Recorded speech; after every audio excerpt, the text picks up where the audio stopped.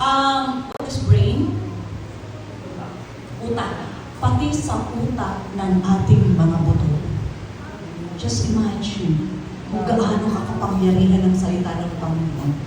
Hindi lang hanggang puso, kundi hanggang sa utak ng ating buto, tumatagos ang kapangyarihan ng salita ng Diyos. It can change lives. Amen. It can transform lives. Makapagpapabago. Ako, sabi ko nga, pag naaalala ko kung ano ang buhay ko noon, at ikukumpara ko sa buhay ko ngayon, umiiyak ako eh. Sabi ko, salamat Panginoon.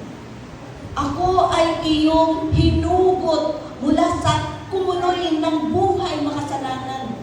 At ako ay iyong i-transfer sa isang buhay na maka-Diyos, sa isang buhay na righteous, makatuwiran, isang buhay na banal. Dati ang ugali ko, grabe.